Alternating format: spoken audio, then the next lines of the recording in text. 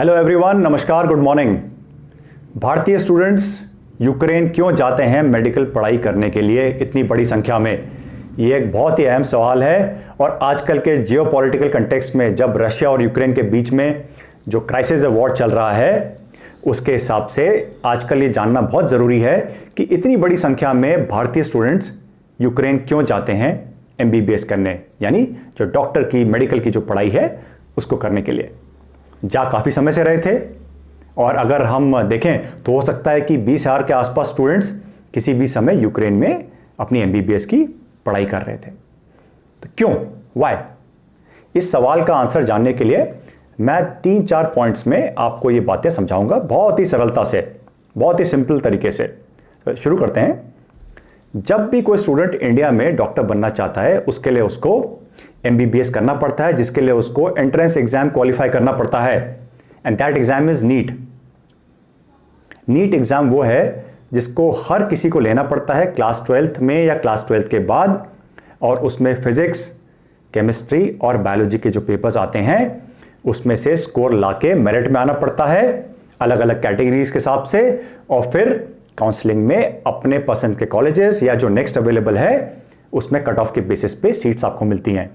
एक basic cut off करना पड़ता है और उसके बाद जितना ऊपर आप मेरिट में हैं उतना हायर रैंक कॉलेज आपको इंडिया में मिलने का चांस है। इसमें सबसे पहला इशू जो हमको देखना है एंट्रेंस प्रोसेस का, जो कि स्टूडेंट्स को इंडिया के बजाय यूक्रेन जैसे देशों में जाने के लिए प्रेरित करता है या बाध्य करता है, वो है नंबर्स। अगर हम भारत की बात करें तो हो सकता है 15-16 लाख बच्चे अप्लाई करते हैं नीट एग्जाम के लिए, और ये संख्या बढ़ती हुई आ रही है। बॉयज़ गर्ल्स डॉक्टर बनना चाहते हैं, अच्छा प्रोफेशन है, नोबल प्रोफेशन है, it's a good service to mankind. आप अपना करियर बना सकते हैं, स्पेशलिस्ट बन सकते हैं, अपना नाम कर सकते हैं। तो इंडिया में जो एग्ज़ाम होता है उसमें रेशियो अगर हम बात करें तो हर 15-16 बच्चों के लिए एक सीट है। अगर हम सारे गवर्नमेंट प्लस प्राइवेट कॉलेजेस देख लें, यानी अगर 15-16 लाख बच्चे अप्लाई कर रहे हैं तो शायद 1 लाख 1.5 लाख के आसपास सीट्स में सब अलॉटमेंट हो जाते होंगे। तो इतनी बड़ी संख्या 13-14 लाख की वो है बच्चों की जिनके सपने पूरे नहीं हुए, जिनको सीट्स नहीं मिली। तो ये संख्या अगर डॉक्टर बनना चाहती है तो कैसे बनेगी? यहाँ की सीट्स तो भर गई लेकिन सपने बहुत ज़्यादा बच्चों के थे। उस केसेस में लोग एक बाहर कंट्री को भी ऑप्शन के तौर पे देखते हैं कि यहाँ पे हम जाके डिग्री पूरी कर सकते हैं, क्योंकि वहाँ पे इतना टफ एडमिशन प्रोसेस नहीं है जिस तरह का इंडिया में है। इंडिया में बहुत टफ है। तो number 1, tough process, less seats, इसीलिए बाहर का रास्ता। दूसरा, जब हमारे देश में नीट का एग्जाम होता है, मेरिट बनती है, तो बहुत सारे बच्चे गवर्नमेंट सीट्स पाते हैं और बहुत सारे बच्चों को गवर्नमेंट सीट्स नहीं मिलती जहां पे फीस कम है, तो उनको प्राइवेट कॉलेजेस में जाना पड़ता है। और प्राइवेट कॉलेजेस का जो स्ट्रक्चर है वो गवर्नमेंट कॉलेज से कई गुना ज़्यादा है, 2, 4, 6, 8 गुना ज़्यादा है फीस। तो फीस का अंतर, जो पैसे हमको खर्च करने हैं उसमें बहुत बड़ी भूमिका निभाता है कि गवर्नमेंट कॉलेजेस में सीट्स की जो फीस है वो कम है पूरी ट्रेनिंग की, और प्राइवेट कॉलेजेस में बहुत ज़्यादा है। इसलिए माता पिता का बहुत सारा पैसा खर्च होगा प्राइवेट से मेडिकल करने में बच्चों को एमबीबीएस। कभी कभी तो 1 करोड़ या उससे ज़्यादा का खर्चा भी हो सकता है। अगर माता पिता मध्यम वर्गीय परिवार से हैं, निचले मध्यम वर्ग से हैं या ऊपर वाले मध्यम वर्ग से भी है, तो भी उनको लोन लेना पड़ सकता है। हो सकता है अपना घर मॉर्गेज करना पड़े, हो सकता है कई और जगहों से पैसों का इंतजाम करना पड़े, which is a big stress. तो ये एक तनाव का कारण बन सकता है और हर किसी के बस की बात नहीं है कि इतना बड़ा बंदोबस्त कर सकें। तो फीस का अंतर और पैसों को बंदोबस्त करना एक बहुत बड़ा रीज़न है। अब हम बात करते हैं कि अगर यहाँ पे फीस इतनी है प्राइवेट कॉलेजेस की, तो बाहर क्या है? तो बाहर अगर हम एवरेज देखें 25-30 लाख रुपए के में भी स्टूडेंट्स अपना एमबीबीएस कर लेते हैं 5-6 साल का वहाँ पे। तो जो फीस है और रहने का खर्चा थोड़ा और लग गया, अगर ये सब बातें भी कंसिडर कर लें तब भी यहाँ के जो कॉस्टली प्राइवेट कॉलेजेस हैं जहाँ पे सीट अगर हमें मिल रही है, अगर हम मेरिट में आ गए, तब भी हमें डबल से ज़्यादा खर्चा करना पड़ रहा है यहाँ पे। तो इंडिया में ये दिक्कत है कि यूक्रेन के मुकाबले यहाँ पे प्राइवेट कॉलेजेस में काफ़ी ज़्यादा खर्चा हो सकता है, इसीलिए भी यूक्रेन को चूज़ करते हैं। ये था point number 2। Point number 3, and this is very important, समय की बचत। देखिए टाइम तो प्रीमियम है, टाइम बहुत कीमती है, टाइम वापस नहीं आता, समय चला गया वापस नहीं आता। तो अगर मैं 1 साल 2 साल 3 साल ड्रॉप लेके कर रहा हूं या ड्रॉप लेके कर रही हूं पढ़ाई, तब भी गारंटी नहीं मेरा सिलेक्शन होगा गवर्नमेंट सीट में, हो सकता नहीं हुआ, तब भी मेरे सामने चॉइस है कि सीट्स के लिए नंबर थोड़े हैं लेकिन प्राइवेट में मिल रहा है, तो क्या मैं 1 करोड़ रुपए खर्च करूं? ये सवाल आ सकता है कई बच्चों के माइंड में, ये रियलिटी है।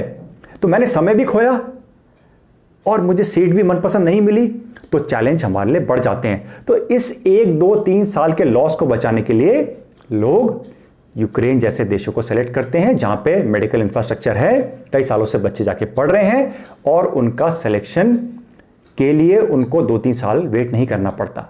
वो अपना जो भी प्रोसेस है फॉर्मेलिटी करते हैं और जाके पढ़ाई शुरू करते हैं, तो समय भी बच जाता है। तो कंपटीशन की संख्या, फीस का अंतर, बहुत ज्यादा खर्चा और तीसरा समय की बचत, these are main reasons because of which students prefer to go outside और Ukraine is a good destination. अब यूक्रेन अच्छा डेस्टिनेशन क्यों है? अगर वहां पे 20,000 के आसपास इंडियंस अगर पढ़ रहे हैं तो कुछ तो कारण होगा, there must be some reason. Basically ये है कि पढ़ाई जो वहां पे 5-6 साल का MBBS है, उसको करने के बाद you can come back to India, आप इंडिया वापस आ सकते हैं अगर चाहें तो। और आने के लिए आपको एक फॉरेन ग्रेजुएट मेडिकल एग्जामिनेशन होता है जिसको क्लियर करके आप इंडिया में प्रैक्टिस कर सकते हैं, वो करना पड़ेगा। दूसरा, अगर आप यूरोप या किसी और देश में, यूक्रेन में ही प्रैक्टिस करना चाहते हैं, you are eligible. World Health Organization, European councils आदि की मान्यता प्राप्त कॉलेज हैं, तो आप इंटरनेशनल प्रैक्टिस भी कर सकते हैं। अगर आपको बाहर का एनवायरनमेंट अच्छा लग रहा है, आपको सूट कर रहा है, आपका मन है एक इंटरनेशनल करियर बनाने का, at least that option is open. और कम खर्चे में वो ऑप्शन आपके पास अवेलेबल था, आपने चूज किया, पढ़ाई पूरी करी और आपने international career as a doctor बनाने की सोची। हाँ, आपको हायर स्टडीज भी करनी पड़ेंगी, प्रोसेस फॉर्मेलिटीज तो फॉलो करनी पड़ेगी, लेकिन ऑप्शन खुल जाता है और वहां से पढ़ाई करके आप कहीं भी प्रैक्टिस कर सकते हैं। अगर किसी को वहीं सेटल होना है, PR लेना है, तो ये सारे ऑप्शंस भी उन लोगों के जोन में रहते हैं। तो इंडिया में रह के हम यहीं प्रैक्टिस करेंगे पढ़ के, लेकिन यहां पे अगर हम बाहर चले गए यूक्रेन जैसे देश में, तो वहां से थोड़े से रास्ते और खुल जाते हैं। मैं इस वीडियो में कंपैरिजन नहीं कर रहा हूं कि कहां के डॉक्टर्स अच्छे हैं, कहां की पढ़ाई ज्यादा टफ है, अच्छी है, पढ़ाई के फायदे नुकसान क्या है, ये इस वीडियो में कवर नहीं कर रहा। इस वीडियो में सिर्फ ये बता रहा हूं कि why do students prefer to go to Ukraine. और चूंकि हमारे कुछ सीनियर्स गए हैं, हमारे दोस्त गए हैं, रिश्तेदार हो सकते हैं, हमें पहले से ही कुछ जानकारी है, we know something about those colleges, locations, रहने की व्यवस्था, खाने की सुविधा, वहां पे माहौल कैसा है, इन सब बातों की जानकारी होती है। तो स्टूडेंट्स उसको अपने दिमाग में रखते हैं और अपने डिसीजंस लेते हैं। तो इन वजह से Ukraine is a good destination, Ukraine is a attractive destination. अभी तक वो एक अट्रैक्टिव डेस्टिनेशन थी स्टूडेंट्स को बाहर जाके अपनी मेडिकल पढ़ाई करने के लिए और वहां से एक मेडिकल करियर शुरू करने के लिए। अभी जो चल रहा है वहां पे वो है एक टेंशन वाला जोन है। अभी टेंशन चल रही है क्योंकि बॉम्बिंग्स हो रही है, फाइट्स हो रही हैं, दो कंट्री के बीच में बहुत टेंशन है। कितना समय लगेगा ठीक होने में अभी कुछ कह नहीं सकते। तो ये रिस्क तो हमेशा रहता है कि इंटरनेशनल जो डायनामिक्स हैं, जो बदलती रहती हैं चीज़ें, उनसे हमारी पढ़ाई, हमारी जो लोकल कंडीशंस हैं, उन पे फर्क पड़ सकता है। हो सकता है हमको वापस आना पड़ जाए, हो सकता है ऑनलाइन क्लासेस हो सकता है तजुर्बा थोड़ा अलग सा हो। ये सब रिस्क तो रहते ही हैं, लेकिन फिर भी स्टूडेंट्स इसको फेस करते हैं, आगे बढ़ते हैं और जाते हैं। तो इस वीडियो में मैंने आपसे कुछ बातें शेयर करी कि why Indian students go to Ukraine for medical studies. उम्मीद है आपके कुछ काम आएंगे अपने डिसीजंस लेने में, जानकारी को और स्ट्रांग बनाने में। I wish you all the best, जो भी करें अच्छा करें। अगर कोई आपके कमेंट्स विचार हैं तो please let me know in comments. Wish you all the best, take care, goodbye, नमस्कार।